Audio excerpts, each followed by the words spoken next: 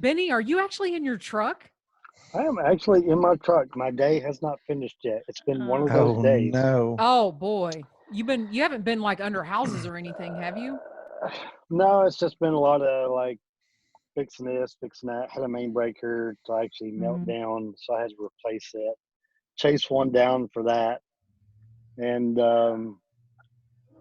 at the end of everything, I finally get done. And then my daughter, she wanted to go to youth. We're actually meeting tonight, but kind of like social distancing type. So I brought her here to the church, and I'm just kind of, oh, so you're doing instead of going back. Watching. Yeah, I'm kind of like doing dad stuff and doing electrician stuff. So it's not bad. Normally I'll drop her off and I'll go back home, but I figured I'd just hang out here. It's beautiful weather. It's beautiful up here in Michigan today too. Got sunshine. Yeah, it was raining a little bit this morning. Looks like it'll be pretty nice, so I'll be able to do some outside jobs tomorrow. So we've got Connie and Lindsay on. Yo, Connie and Lindsay, what's happening? Here I go again. I can't understand this chat thing, so I'm just going. Oh, there's Evergreen Adventure Foods. Now I have them. My people. Your people. My people. Actually, I can't say anything yet, but maybe they can at some point. We're gonna be doing some stuff with them that's gonna be really cool. What? Okay, so Evergreen Adventure Foods, we need to allow you to talk so you can tell us about it. Yeah, bring it. Don't know if that's ready for public, but okay. It might be. It's not really public. It is now. You got shot down. It's not public. Well, I'm an honorary board member, and they're not allowed to tell. You are. I forgot about that. Yeah. That's right. Lori, don't even try it. The pigeon's on the way. All right. So I have been muted, and I will honor the mute. I'm ready to mute you right now. All right, we got some more people. We got Gwen. We got Skunk Ape. Yeah, we got Skunk Ape. He needs to come in with us if he wants to. Skunk Ape is another hammocker, Johnny. Awesome. And I'm really not kidding. So I've been looking at these like $600 tents. These Z-Pack things. I've heard of them. Those things. They're out there. They have so many stakes you got to put in the ground. I'm like, I don't want to carry 45 stakes, but hey, I'm looking at them. And I'm also looking at just 8 stakes. 8. I only need like 8 stakes. I'm used to 2. I'm used and to really, 2 stakes. Really, you could really get away with just 6 stakes. All right, so we need to have some maybe a post session where you teach her how to use those Z-Pack fancy tents. Well, and plus, I don't know. I'm trying to get off the ground here. Yeah. Yeah. My knees are not good. They don't like the rolling over, and women, we got to get out of the tent several times in the night, and it's just I need to be able to hang. You know what I mean? I need to be able to like be in that hammock and just step down. So that's a good thing, because I know you've talked to me before and talked to us about the fear. And this is our topic tonight, right? Hiking and our fears, and your fear of the hammock and like being there all night. I do. Yeah, I got a fear of the hammock. Yeah. Okay. So, well, I'm Julie, I guess, Jester Gayheart, and I have a podcast that puts a spotlight on section hikers. It's called Jester Section Hikers. So welcome to everybody that joined us. And I have 2 or 3 fears. Are we unveiling all the fears now, or what? Benny's getting ready to laugh. I don't know. It's like a first date. You don't want to go all in at first. You don't want to go all in. Okay, so we'll start with the easy one. I do have a fear of a hammock because I fear as though I'm going to crash in the middle of the night, that I haven't hung it up right, and I would worry about that like all night. So that's one of my major things with a hammock, that I tied the wrong knot, that I didn't learn how to hang it, or that the tree collapses. Yeah, you got to be careful on that. So Skunk Ape comes in. But okay, we'll just start off. I'll start off with round one of my major, like, no matter what. And all I'm going to say is females have different issues on the trail. That's all I'm going to say. So I, as of right now, will never carry a bidet. I can't see that doing anything for me. So my number one fear is that I will not have enough toilet paper. And I swear to you, every time I go out, I will buy and carry the biggest roll of toilet paper. She brought props. That's 2 pounds right there. That's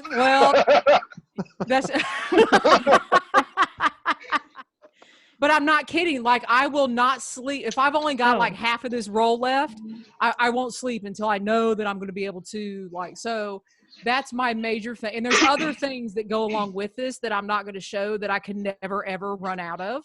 So Evergreen, that's your foods. Is there some advice you have about like food that will help her in this area? Be regular. Maybe less regular. I don't know. No, I'm not kidding. It is a major thing. It is a major thing, and I don't see it going anywhere. And the thought of using a bidet and squeezing water, that's not going to work. That's not going to work for me. I don't understand it. So, Benny, I don't know. I don't know if you might have a fear of carrying it. We can explain it to you. Benny, you should do it. We need to go hiking.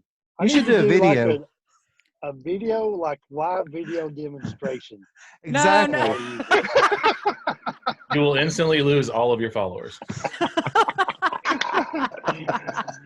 Well, we need to do like why you would use a bidet and why Jester is not going to use a bidet. It just seems like a lot of work.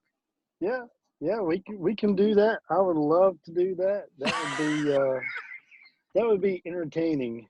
You know, I always wanted to do a. I've already got some video actually shot for a bidet video. Oh, and no. My thought. No, hear me out. This is going to be just priceless. My thought was, because I shot some video for Darwin's collaboration video where I talked about the bidet last year, but using some of the video, and you know, it's like, okay, you're walking, it's like, oh, you gotta go. So you grab your bidet, you grab your bottle, you grab your soap and your dry towel, and you start walking into the woods. You grab just have the camera, have the camera like focused on your face. Then you just kind of drop down out of the screen, and your arms go down like you're pushing your clothes down. Then the next scene, you know, would be just your feet from behind, almost at ground level, where like you see you're like placing your feet, getting ready to like drop a squat. Then, Benny, my fear is watching that video now. Like, the next scene is, you know, those soft serve machines. When you open it up and the ice cream starts dropping. That's the next scene. No. And that's just dropping out and just swirling around, making a little pile. Yeah, and then you like, you know, kind of put the little curly cue on it. You gotta get. Oh no. That's how it's gonna play out. That's a lot of detail. of that video now. I'm done. I don't know who's going next with their fears, but that's going to be must-see TV, and I'm going to win an award for that. I know it. I'm just going to walk by you with this. Need any? Not giving you any. Okay, so what? Well, today's show is about unboxing our fears. Yes. And one of my favorite subjects. Oh, I mean, I don't know why. I find it intriguing to see what people are afraid of whenever they go out in the woods. I find it intriguing to see what they pack, because we pack our fears. You know, if you're cold, you're going to carry extra clothing. If you're afraid you're going to starve, you're going to carry extra food. If you're afraid of bugs, you're going to carry bug spray. If you're afraid of stinking, you're going to carry deodorant. So, I mean, if you're afraid to use a bidet, then you're going to carry like 5 pounds of TP. That's why we don't have TP in Kroger's. Hey, listen, that's right. That's right. That's exactly right. I will be the first one to go and get whatever I need for when I need to go, okay? That's it. But but yeah, I've really been advocating for this this show because to me it's a good one. This can be a good one. Can I go ahead and say my fears? Everybody already knows my fears. I might as well say it. My biggest fear on trail is either losing gear or jacking gear up, because I only pack in what I need really. So if I lose something, it's something that I actually need. Or if I tear it up, you know, I spend a lot of money on my gear, and you know, you can only have nice things if you keep them nice. So it really bothers me if I drop something, break it, or if something breaks on me or what have you. That really makes the trail, the hike go like, you know, not that great, especially if you're on a long distance hike. And, you know, I consider anything over, you know, a few days as a long distance hike. As far as in the grand scheme of things, you've got to walk. If it's over 60 miles, you have to walk that distance. And whether it's shoes or whatever your situation is, it's no fun. So, I mean, typically most of my hikes are anywhere from 200 to 300 miles. You know, sometimes 400. So you don't want to be in a situation where things break. So that is my fear. I'm not worried about necessarily getting struck by lightning. I have a huge respect for it, especially after being caught on the side of Lighty Peak when we were out shooting highline. I have a really healthy respect. Matt has a healthy respect for hail. So he doesn't get out in hell anymore. He's like traumatized by it after it hit him in the junk.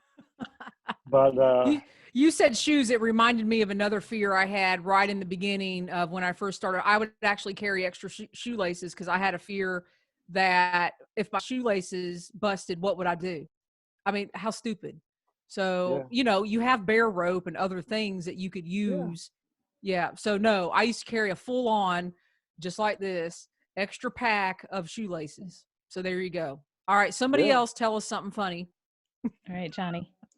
Mine's not funny. My fear, and I've done it once before, is this. Like, this dies. I mean, you know, you're out there, no light. You got to have light. I've packed 2 of these on so many long distance trips. Don't really need to, but it's a fear. So, you know, being without light. I'm the same way, Johnny. I got to admit to you guys. So last week, you know, I did my little backpacking trip overnight. I left my lantern on all night because I was like, seriously, I did. I had the lantern and then I had my headlamp, and I was like, no, I'm not. Wait a minute. You had okay. So you had a lantern. Well, like the little ones that you hang up in the top of the tent. Is it solar? Yeah. No. A little solar? Okay. Yeah, my batteries were dead. I was really going to make fun of that, but I'm not. So you left. So you were like Motel 6. You left the light on, right? Yeah, that's right. Okay. That just brings the bugs in. Well, or brings other. Luckily, it's not buggy yet. We were kind of. I mean, or kind of Sasquatch or anything else to come up and I say, know. "Hey, are you home? Are you home?" Are you home? It's like the, you know, shadows. It's like either or, you know. But it was really cold. It got down to 27 degrees. I mean, it was like, I'm leaving that light on. Can you imagine the shadow on your tent if Benny walked up with that beard? Especially if the wind was blowing, there's like a slight little breeze. There's like, you know. Yeah, so that's one thing. Definitely. All right, we got Evergreen, Adventure Foods, and Skunk Ape. So now we got to know what y'all's fears are. Yeah, who wants to chime in?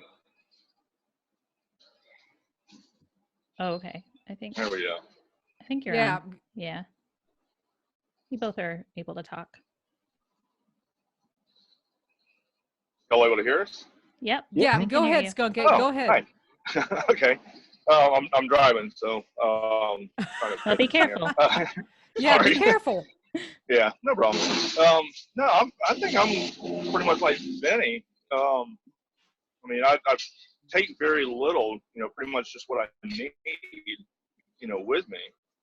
So, you know, something getting damaged or losing something, I guess would be, you know, one of my fears also.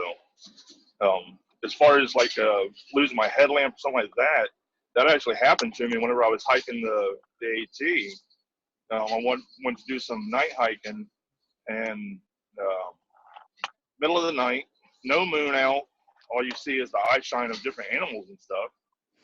And all of a sudden, the light makes a big pop and a fizzle, and then it went dark. Oh man. Don't tell Johnny that. Johnny's face right now is like. So, I mean, I sat there for a second trying to figure out what I was going to do. Opened up my backpack, pulled my food bag out, and got me a snack, and then set up my hammock and went to bed. Snacks make it better too. Oh yeah, always. Yeah, one of the things I do is on my left shoulder. You'll probably see it a lot in a lot of my pictures. You'll see two things hanging off my shoulder strap. One being a whistle, like a little Fox 40 whistle. It's just something that I got used to doing, carrying whenever I was doing swiftwater rescue. We'd always keep our whistle attached to our left shoulder strap, so it's easier to reach over to be able to grab and blow in the cases of being in distress. Right. As well as, we'd have a knife or something like that placed somewhere to where both hands could actually reach it in case one hand was pinned. In case you got swept downstream and you're hung up in a, in a strainer or whatever. A strainer being something that's going to pin you underneath the water, like a tree or a fence or something that's just underneath the water. But on my shoulder strap, I have that whistle, but I also have a little bitty light. Just runs off like a 2032 battery, and it's just enough just to give just a little bit of light so that I'm doing any kind of utility kind of stuff, so that I can handle that, and I'm not using my headlamp all the time. And most times I use my headlamp, I usually keep it on like a very low setting anyways. And if I can, at night, if I got any kind of moonlight or some whatsoever, a lot of times I won't even use my headlamp if I'm night hiking. I'll just walk through the woods. But yeah, I always try to have that little bitty light just as an emergency backup. It's minimal. It's not something that, you're going to be able to do 20 miles and it'd be on the whole time. But at least it's something so that, okay, if my headlamp did go out, I could stop. It would give me enough light to set up, my equipment to the best that I could. Guess what Johnny's buying tonight? Amazon.com. More toilet paper. No, I got plenty. After hearing that story, he's like, I need to borrow that toilet paper. I gotta go. No, everybody wants to hike with me because you know what? I've got extra if something happens. Hey, I can start a fire. I got all kinds of uses with this stuff. That's it. It has more than one use. What about anyone in chat? Does anyone want to put in a question about or kind of talk about their own fear? You could always journal too on it at night when you're like laying in your tent. You could use it to journal, like, dear home. Hey, you know what else? It's a pillow. That's I just thought of that. Yeah. So there you go. Make sure you get the 3 Sherman uses. so it squeezes really good. Oh my goodness. Fear So it's like soft. Yeah. Everybody's going to be so traumatized after this. Everybody is going to be signing up for a reboot after this class, after this. So. Because they're going to be traumatized. They're just like, I cannot get those images out of my head. Okay. Especially with the soft I'm never going to serve. have soft serve again. Soft serve.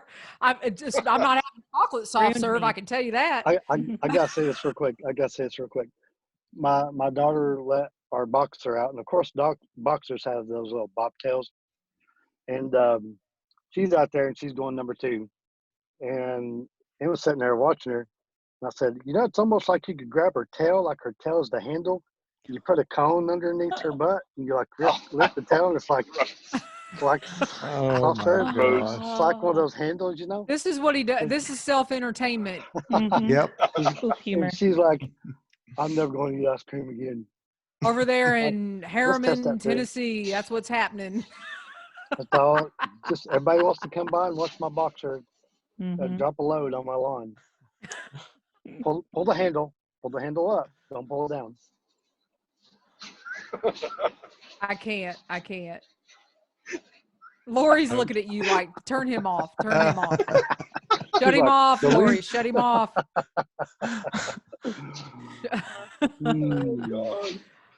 All right, so I'll go ahead with my second fear. Awesome. Is I'm serious about it because it's happened to me a few times. I always have a fear before I even start that I'm not going to finish what I started. So if I have an objective, for whatever's going down, I have all this, I guess it's anxiety, like right before, maybe like the day before or the night before, I have all this stuff enter my brain of all these things are going to go wrong. Okay, did I pack this? Did I not pack that? So I really do. It doesn't matter what trip it is or how many times I've been out. I always have a fear I'm not going to be able to finish what I started.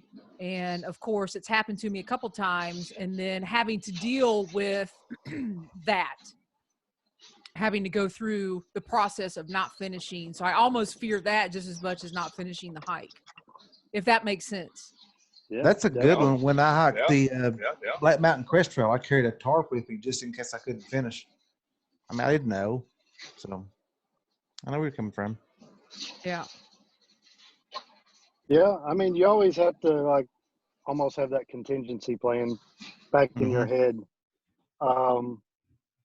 Used to, before I did my 900 milers, and all I was doing was just section hiking on the AT. When I first started back section hiking, the least little thing, I would bail on my hike. If the least little thing went wrong, I would bail. Like, I don't care, go home. And that became a really bad habit. And once I did my 900 milers, just something mentally just clicked and I stopped. And now my mentality is, okay, if I'm leaving the trail, then it's going to be on a helicopter because I'm not leaving. I'm not going to bail. I know that's a really bad attitude to have, but I don't know. It's just one of those things that I don't like to think about a whole lot because I've had a history of bailing on hikes, years ago. And I don't want to like even remotely entertain something like that if I don't have to. But yeah, I completely get that. One quick little story, in Highline, where we're on the side of Leidy Peak or Leidy Peak, and I have the camera turned around, and you see the lightning strike right behind, looks like it gets me in the skull. I actually turned my camera around to face me because I was convinced I was about to die. And that is a true story. I was, if I was going to bet money at that point, I would have bet everything that I had because I was like, I'm certain I'm going to die. I'm like, I know this is going to happen. I just want to document it so that when rescuers come along, they'll be able to play back the footage to figure out, okay, what really occurred here. This way they could like legit say, okay, they really got struck by lightning. But that's why that footage actually exists. And I had just spun that camera around like a second before that lightning strike hit right behind me. And the one where Matt gets hit in the junk with hail, and you can see the lightning bolt in the background between us striking the mountain. That was probably, it probably only struck maybe 50 yards from where we were at. But it was not good. The static that was kind of giving off, I felt the hair on my arms was like standing. So, the situation in the air is like not good. Not good. And so, yeah, I figured we were a goner. Yeah, one of my fears is just getting caught in like wind. That is just, and that's because I've had a tree fall in front of me, a branch, a big limb of it, like 10 inches around, 12 inches around, like one that will do some damage. And so anytime that it gets super windy, it's like, I am so nervous of like being out in the trail and just looking up and hear the cracking and the moaning and all of that. So how do you guys deal with that? Like, do you just block it out? Like, no, I keep an eye up. I've been in, when I've done a couple 900 milers, you're having a hike in like the worst weather because you can't stay home. You can't stay in your tent. You got miles to do that day and you've got no choice.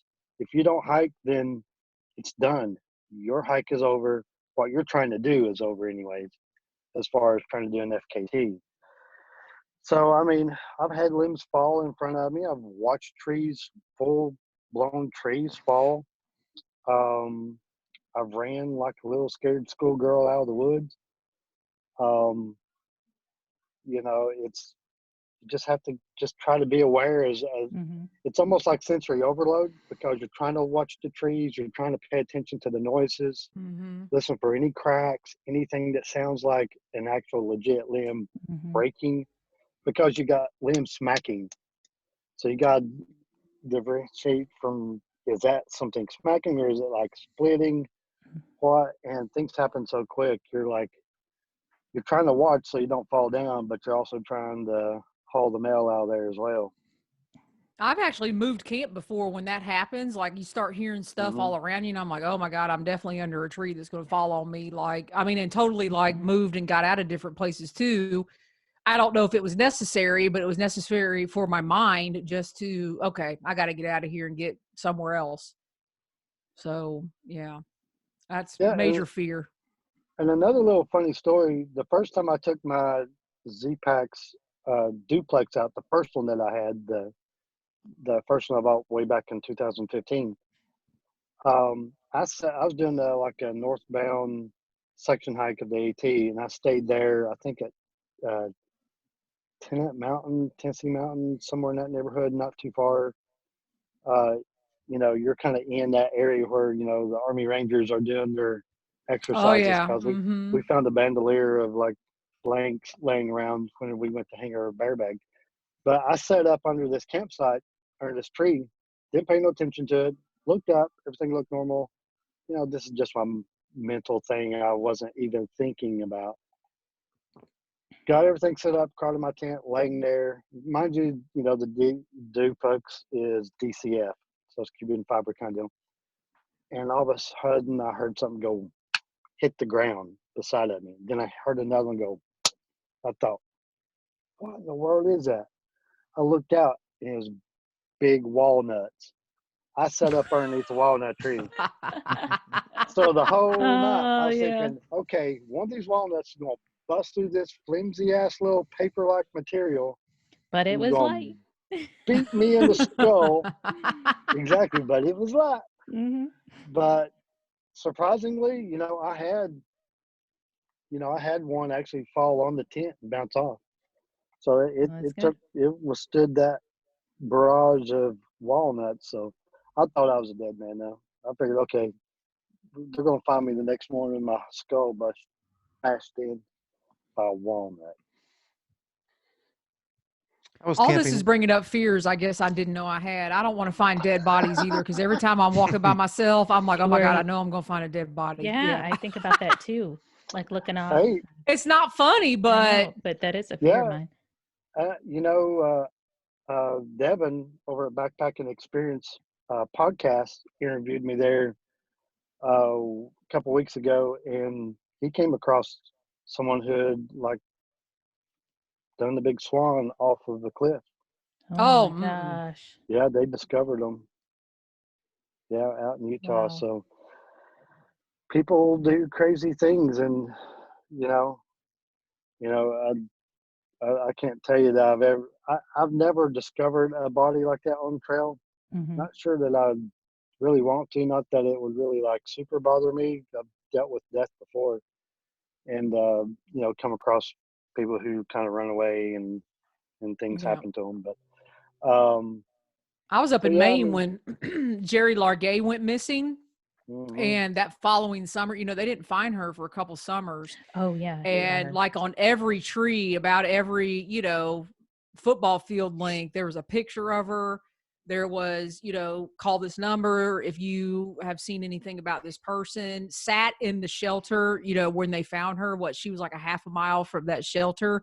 Talk about that was eerie. And it's just like you're sitting out there knowing I was a half a mile from her, and it's like, man, why couldn't they find her, kind of thing. And I don't know if that haunts me but no, I do have a fear of that. Well, that's back to, one of my fears is like that kind of thing, like getting lost.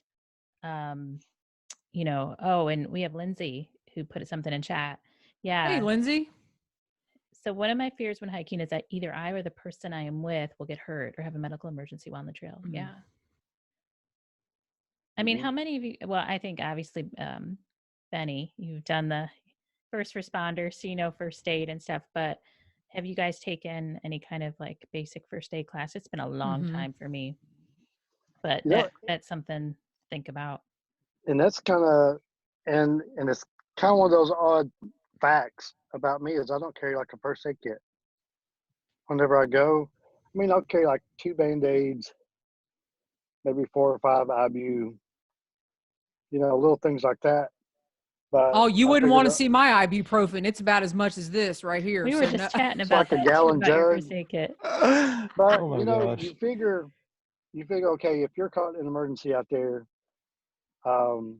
obviously, you know, I carry like the North by North handkerchief. I can easily just rip it into, do some kind of sling with it or whatever I need, the bandage with it or whatever, use a sock, you know, actually use a sock as a bandage and then use the handkerchief as a dressing, kind of dress that up a little bit. There's a lot of things that you can do just on your own.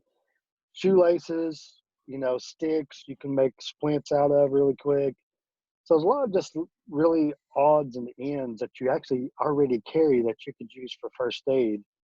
You know, I figure if I'm going to get like, you know, really bad, then someone will come along at some point in time.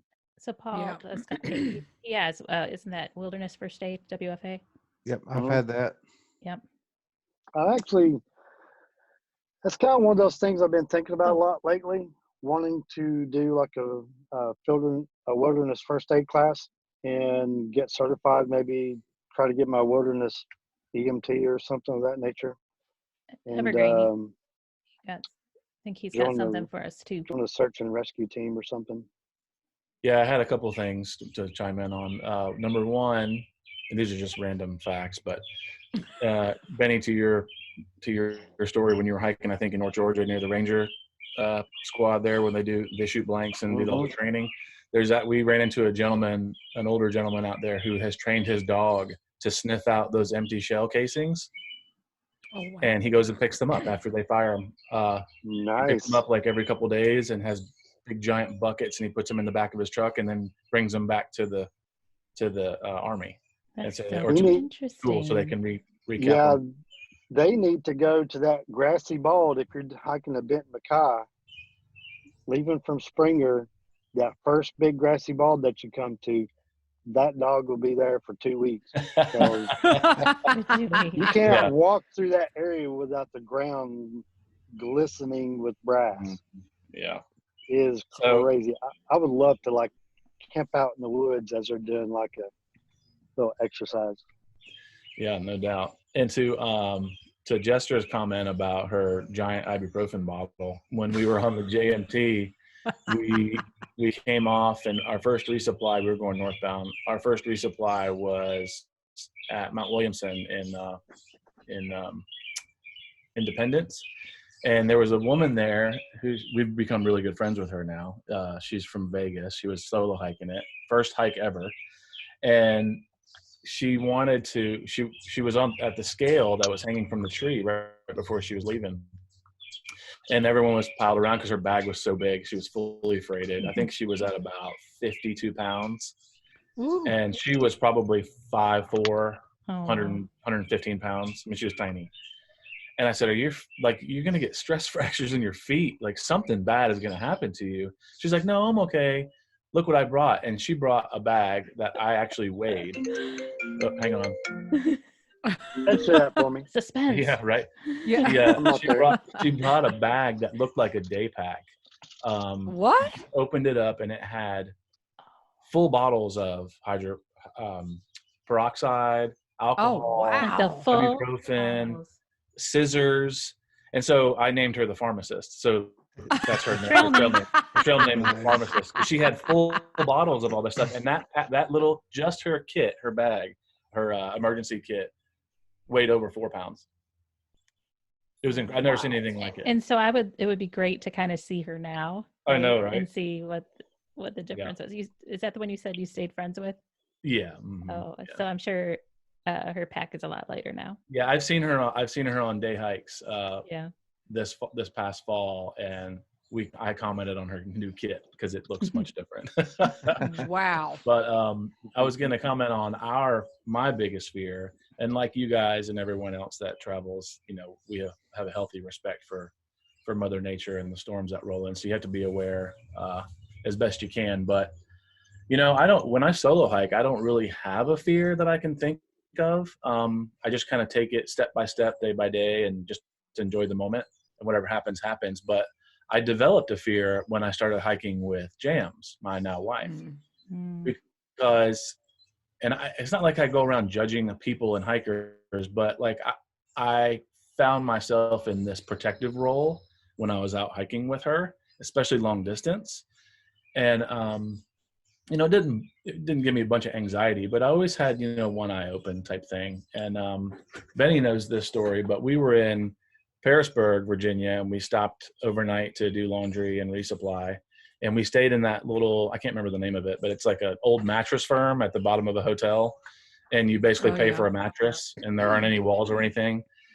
And there was us and about 4 other hikers in there. And this hiker, he kept talking to me, about his story, about his life. And, I was listening to him and humoring him and giving him the benefit of the doubt and trying to spark up conversation, but I could tell he was a little off by my standards anyway. And so he's talking my ear off. He's telling me about how he killed people in the Army, and he was this ranger who had all these issues, and he and his wife, had physical battles all the time. And he was just unloading all this information on me.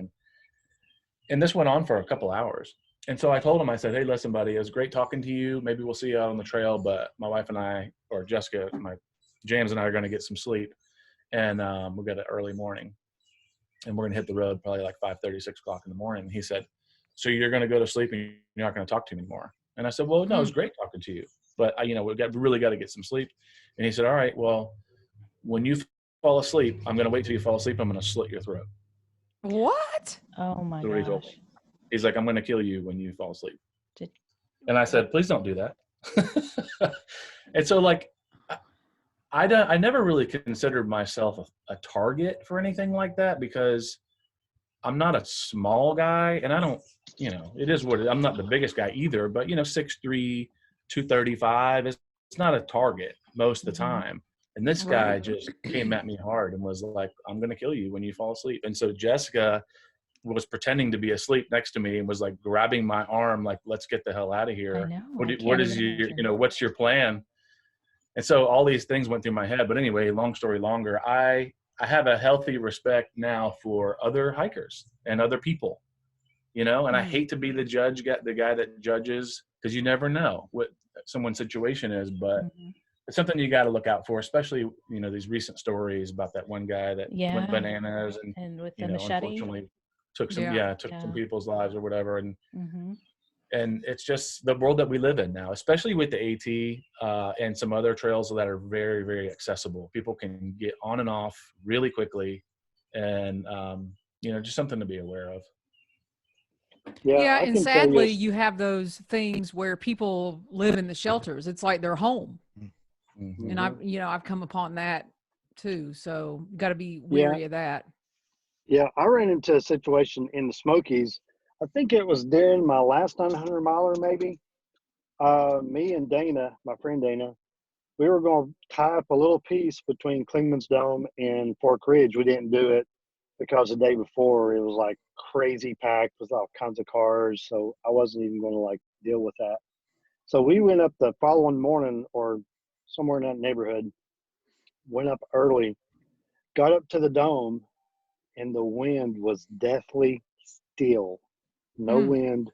You're at 6,000 feet. The wind is always blowing. So it was like not even budging.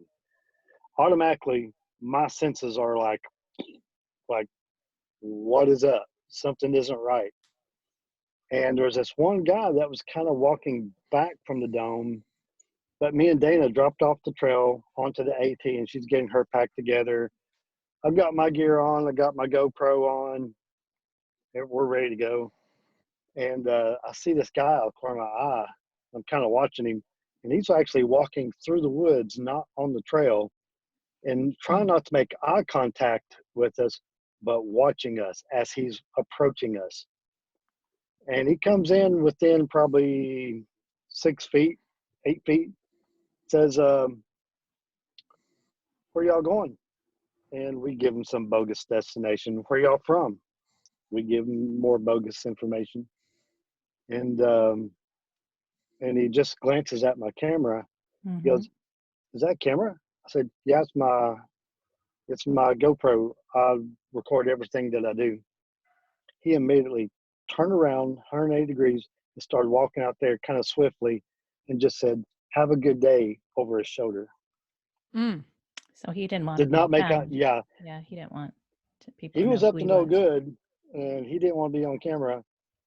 And I think that if we didn't have that camera on that day, then he might have tried to attack us. There's no doubt in my mind.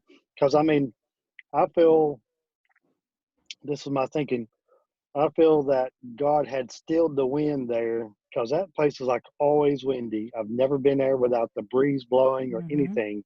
You're 6,000 feet.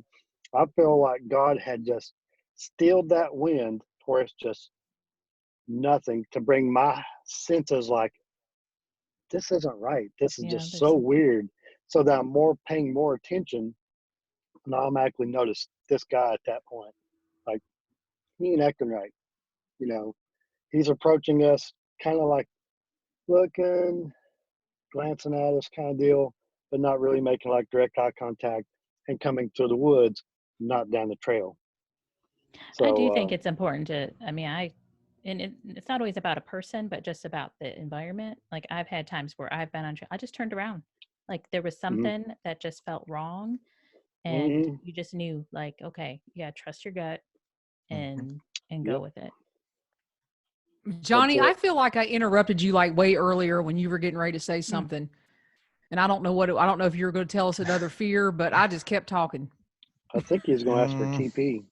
He's going Yeah, do you have can you spare Where are you at? Am I handing it to the side or down here? Where down are you? below right now. Where are you? Can you spare a few squares? There you go. No, these tickets cost money. That's right. Oh my goodness. It's so rare right now, right? See, it's worth something. I don't know. This will be the last. This is the last TP standing right here. Foothills Trail right here. That's it. Yeah, after climbing sassafras, you'll need that, right? Woo. I was out camping one time on a lake. I'd actually loaded up my paddleboard and took off several miles down Carterwood Lake and set up camp, and kept hearing something smacking the water after dark. And I'm like, what in the world is that? Somebody throwing something in the water? What's going on? I ignored it, but it went on all night long. And I didn't sleep much because it scared me, because I didn't know what it was. And that morning I'd gotten up, loaded up, paddled back out to my truck, and I was talking to some guys fishing down there, and I was telling them what I had heard last night. And they're like, oh man, that's just beavers. There's beavers all over this lake. Their tails are smacking that water. And I had no idea. But it was enough to scare me. I didn't know what it was. I'd never been around that before. So I feel like the Loch Ness Monster was coming out of the water. Yeah, I almost left. I didn't leave, but I almost packed up and head out. And I like to hear when guys get scared, because I feel like guys never get scared. Oh no, I do. I have. I'll tell you my Sasquatch story. You ready? I'll do it. Yeah. So we were out. We were coming out, I think, Catawba, and we were climbing the first big hill out of Catawba. We passed the shelter because it was just packed full, and I said, well, let's just push on about an hour or so and see if we can't stealth camp somewhere. And we did, and it started to get dark. We, ate, set up camp, and then hit the hay pretty early. Well, and by the way, Jessica Jams is not afraid of anything. She could care less. And so she woke me up at about 2 a.m, terrified with her light on. And she was like, wake up, something is here. And I said, what the hell could this be? Because I've never seen her scared my whole life. And she said, something is outside and I need you to go check it out. And I said, well, there's no way. There's no way. But I didn't go check, but I was like, just let's be quiet for a second. Let's see if I can hear what you hear. And I heard, like, obviously footsteps was the first thing I heard, and stomping. And I thought, that's just maybe some hikers coming by. But we were stealth camping now. We weren't near the trail too much. I mean, we were a good ways off the trail. And I heard stomping and heavy stomping. And then it stopped. And I was like, I don't know what the hell that is, honey, but it's heavy. And it just kind of, we didn't hear anything else for about 5 or 10 minutes. And so we just kind of ignored what it was. And right when I thought I was going back to sleep, this roar, I mean, like, it sounded like Shaquille O'Neal got kicked in the balls. Lori, your face. Lori. When I say I've never heard, have never heard anything like that in my entire life. I've heard bobcat. What the heck was that? And by the way, we were, for the people that think it's something in the trees, the tallest tree near us was probably 8 feet, 6 or 8 feet. Like, they're basically shrubs where we were camped. So there wasn't anything in it. Anyway, this was just past Catawba Lake. Okay, where's that at? And, I think it's in the North Carolina section. Okay. And the noise came from above the tent. Probably, if I had to guess, I'd say it was 10, 15 feet away, like really close, but high above the tent. And it was just... Lori is not going there. Wherever this is, Lori. Like, chest, like, shook my chest like I was at a concert. Oh, wow. And I looked at Jessica, and she was just bleach white. And I said, I gotta check this out. And so I put my headlamp on, and I rip open my vestibule, and I look around, and there's nothing, not one thing. I couldn't find anything. No, like, glowing eyes or anything? No glowing eyes, no stomping off, no huffy puffy, anything. But obviously I didn't sleep that night. But I've never heard anything like that before. I still haven't. It was crazy. Well, I also have, me and Toast have a story from Bryson City, talking about things that just aren't explainable. Okay, I guess my second 900 miler, you guys came down to, I stayed we basically camped in the front yard of one of the owners of Bryson City Outdoors, a good friend of mine. And so we're sitting here in some camp chairs, just staring up at the stars, just having a few beers and chit-chatting. And all of a sudden, this one star just flashes, just like as bright as a camera flash. And it dims back down. And it flashes again, and dims back down. And then it starts to move sideways, flashes again, and then dog legs up, dims out, and then goes away. And we don't say a word. We're just sitting there, we start looking at each other like, okay, did we all see that? Do we want to have this conversation? That was some good beer, right, Benny? That was the good stuff. That thing made a 90-degree turn at a really high elevation, and like I've never seen before. I remember that like it was yesterday. Yeah. I mean, I've never seen anything like that in my life. And I think I seen a CNN report or something like that said that something had entered our atmosphere and exited our atmosphere. Yeah. That's all it would say. Yeah. It was like, well, I know it took our picture for one thing. my picture, when it took my picture, I was like, those dirty hikers. Yeah, it's like, what is this? Whatever it was, it just moved on. What is that? Yeah.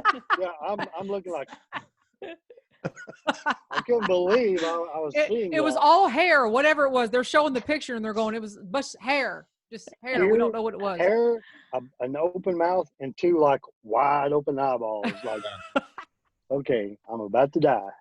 It looked down on us and said, we need a much better human specimen than what I'm staring at. Yeah. It's like, oh no. No, these three aren't gonna do. Let's stop at the next planet. Well, it's kind of like whenever you stop at a gas station off the interstate, and you just kind of pull into the parking lot. It's like, do I want to go in there? And you see people moving around. It's like, not my kind of neighborhood. I'm gonna move on to the next one. That's exactly what they did to us. They're like, I don't think we need to stop here. When you just can tell by the exterior, like, I don't think I'm gonna use that bathroom. Yeah. I do that too. I go, nah, I'm not going in there. I keep it moving. Nope. Yeah. Julie, you can just put down about 4 inches of toilet paper and sit on that. Exactly. I travel with it too. Believe me. Whenever I go. It's hilarious. That thing, it's about, look at that. You can literally hike 170 miles with what you have in your hand right there. I'll be afraid the whole way that I'll run out. If you cashed that in back whenever we were like this, toilet paper shortage, you were probably holding like 10 grand in your hand right there. You could I know. Well, here's the problem. I've got one in my day pack. I've got one in I've got 2 backpacks. I've got it everywhere. It's a thing. I don't know what to say. You were hoarding. You could have done like, or it was. Yeah, you could have done like $5 a square. No, I need to go hiking, so I need it. I'm not. Yeah. Hopefully it'll get to good use. Yes. This summer. I don't know. After the bidet video. Yeah. I don't care. I'm not converting to a bidet. I'm sorry. I will pack everything out before I convert to a bidet. I'm telling you, don't knock it till you try it. Listen, okay. Who uses a bidet? Let's get real. Evergreen Adventure Foods, are there bidets at your house? Well, not at your house. Only one person that I know, actually 2 people that I know that use a bidet, and one of them's on the screen right now. Wait a minute, is Skunk Ape still on here? Skunk Ape, do you use a bidet? No, it's Benny. No, I'm just asking if he uses it. We can't hear him anymore. Johnny, I know you do not use a bidet. I do not. No, that's like extra water. Like, you got to carry extra water for that, because what if you have an emergency? No, you don't have to carry extra water. I mean, I'll carry a 1 liter water bottle. This is 1 liter. Yeah, this is 1 liter. I'll carry it. Yeah, 33.8 ounces.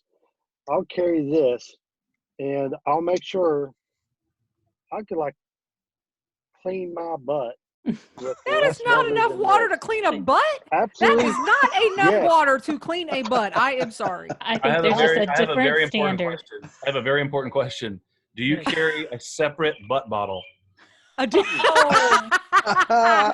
that is a real thing. That's the one that's on his front of his pack right here. That's the one right here. Yeah. Yeah. There's also, I know that guys carry extra bottles so they don't have to get out of their tent. And Benny has a butt bottle, so I don't know what's going on. Benny, you should copyright that slogan right now. That is not enough water to clean a butt. I'm sorry. Actually, that much water, I could easily clean my butt with that. Because actually, how I use this bottle, I put my bidet in it, and I'll actually keep the bottle above my butt. Like, this is my back, this is my butt, this is my back. I can't do it. That's not a thing. I'll like squirt the water on my back and let it like run between the cracks. That is not a thing. That is not a thing. No one does that. No one. You'll have to go with when you go to the bathroom. You'll have to go. You'll have to go with me in the woods. I guarantee. I would. I'd be like, okay, show me that much water works. Is what I'm saying. Is what. How are you going to prove that? I don't know. Like, okay, Johnny, please tell me that you're not involved in that one. It's like, okay. As a medical, we will do this pretend I am a medical professional. I'm going to need you to show for medical purposes. Quasi Yes, Gwen, I am with you on that one. So I hold my beer. Watch me do this, and that's how that is actually going to start. So that's why we're taking a break for a while. Yeah, TMI. Sorry, Gwen. Gwen, there's no way you believe that is going to work. I'm sorry. Hey, I'm telling you, that much water, because you just need enough water just to get rid of the heavy stuff. Oh no, I need to be fresh and clean. Wait a minute. You have got to carry a towel. No. A towel. Yeah. No, hear me out. You pour a little bit on there to get rid of the heavy stuff. You drop a couple, you have one dirty hand and a clean hand. Drop a couple drops of Dr. Bronner's. Clean her up really good. Oh, yeah. Put a little bit more on okay, there. I cannot. I cannot. See, I can't with this. See, Julie and I were like, there's no hands involved in this. You have got to be kidding me right now. And then it's dinner time. Pour some water. I can't. No, listen to me. Then you I'm never letting Benny light my stove ever. No, Benny is not touching anything. Thank God it's COVID time and we're not shaking hands. That's all. Hear me out. And then you pour soap on your hand, then you clean your hands, and you rinse that off. You've washed your hands. You've done nothing. Your hands are clean. You keep your fingernails clipped. They're the opposite of clean. Here's a cookie. Ooh, Lord, I can't. I cannot. Guys. I can't. I just I don't have nothing to say after that. I've got nothing to say Lori after is that. about to faint. I just imagine Benny out there like dragging his butt on the ground like a dog. Oh my God, we're gonna get him a shirt made with the with a dog going like that. Tail up and scooting along. There you go. Good. Now, that is not a thing. I'm sorry, people. That is not a thing. That is leave no trace at its best. No, leave no traces. Put it in a bag and take it with you. That's leave no trace. Skunk thanks. You're awesome, Benny. No TP is left. Only turds. Leave only turds and footprints. Leave only turds. 6 feet down or 6 inches down. Cat hole. Yep. 6 inches down. We need a T-shirt that says that. Leave only turds and footprints. I can't. I just can't with the whole Leave thing. No trace. All right. So when we come back together in a couple months, Jester's going to have used a bidet. No. And a hammock. And a hammock. A hammock, yes. A bidet, no way. Yeah, we are going to do this little hiking trip we're going to do. We're going to go camp out together. And I am not. We're going to witness me demonstrate that. No way. We're going to get Benny nice and healthy so he doesn't have soft serve anymore. Yeah. Well, what we're going to do is we're going to take matches and lighters and, take care of some things. Bring the ice cream cones. You're wrong for that. Oh my goodness. Yes. HangCon. I do want to go to that if they have that in January. So Skunk Ape, like I think I said this at the beginning, he's a big hammocker. And he does have a hammocking website or on Facebook. Oh, neat. Type in it's like a trade, trade hammocks, buy hammocks, sell hammocks, all that kind of stuff. We're all invited. I put up a hammock last week for the first time, so I'm in. Yeah, they used to do I think there at Roan Mountain, they used to do like a hang there in the wintertime. My buddy Jeremy, who used to own Bonfire Gear Hammocks, used to go to that a lot. I was going to go do it, but I don't hammock camp. All right. Any other shout outs or anything we want to They don't allow bidets at that festival. Good one. That's a no bidet zone. And here's the thing. If your water freezes, then you know what, you're out of luck. You're out of luck. Lori, I'm just going to go ahead and tell you this is not a thing. It is not a thing. Nobody's doing this. Lori is going to ban me from ever being on here ever again. It's like, no, Lord, no. We are not doing this ever again. I feel like Benny's using his influence to play a big giant joke on everybody and be like, go get a bidet. Yeah, and I'm not falling for it. Yep. I don't even think those bidet things are real. I don't think they're real. Like those are that's something you get at the candy store or something. The ones I'm like, what is that thing? Gotcha. No. Yeah, I like handout. It's like a Pez. It's like a Pez. It's like I have like a van, so I opened up the van door and offer up little bidets. Come here. All right. Oh my goodness. Lori is mortified. None of us are invited back on. Well, Johnny. Johnny, ever. It's Lori and Johnny's show after this. But seriously though, I've learned so much about all of you in this time. Woo! Anything before we wrap up? No. There's I'm speechless at this point. Benny is not allowed to talk. I just want to say thank you to everybody, Evergreen Adventure Foods, Skunk Ape, Connie, Gwen, Lindsay, everybody that's on here. We'll be back. We'll be back in the fall. We'll be back. Yep. We'll be back. With some fresh new stories, right? Yes. Lots of stories. Yes. Yep. With this. Yeah, and hopefully a little hiking trip between us that we can share a video of, and maybe who knows, probably enough material from that we could do like a whole series. True. That would be a fall series. I mean, that would yes. Because I think everything we did at camp, Lori would just be like, what are they doing? No. Oh, y'all would just have fun with that one. Oh my goodness. Let's see how else we can get Lori to be.